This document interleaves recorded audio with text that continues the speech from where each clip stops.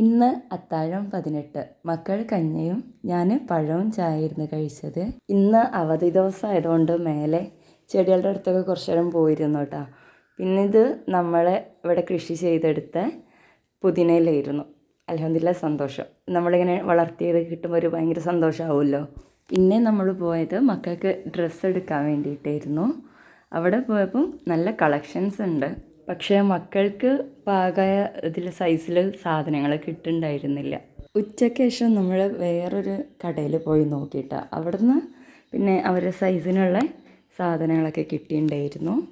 അവിടുന്ന് വന്നപ്പോഴേക്കും നമ്മൾ കുറച്ച് ലേറ്റായി. അപ്പോൾ പുറത്തുനിന്ന് മേടിക്കുകയായിരുന്നു ചെയ്തിട്ടുണ്ടായിരുന്നത്.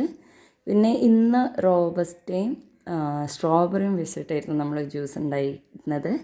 നല്ല ടേസ്റ്റ് ആയിരുന്നു കേട്ടോ. ഇന്നലത്തതിൻ്റെ ക്ഷീണം അങ്ങ് മാറിക്കിട്ടി. പിന്നെ എന്നത്തെയും പോലെ ഈന്തപ്പഴം വെച്ചും വെള്ളം കുടിച്ചും നമ്മൾ നോമ്പ് തുറന്നു. പിന്നെ പള്ളിയിൽ പോയി വന്നതിന് ശേഷം ഭക്ഷണം കഴിച്ച് ഇവർക്ക് കപ്പയും ചിക്കനും, എനിക്ക് കപ്പയും ചീരയായിരുന്നു ഉണ്ടായിരുന്നത്. ഇത്രയേ ഉള്ളൂ. വീഡിയോ കണ്ട എല്ലാവർക്കും താങ്ക് യു. ഞാൻ പ്രാർത്ഥനയിൽ ഉൾപ്പെടുത്തുക കേട്ടോ.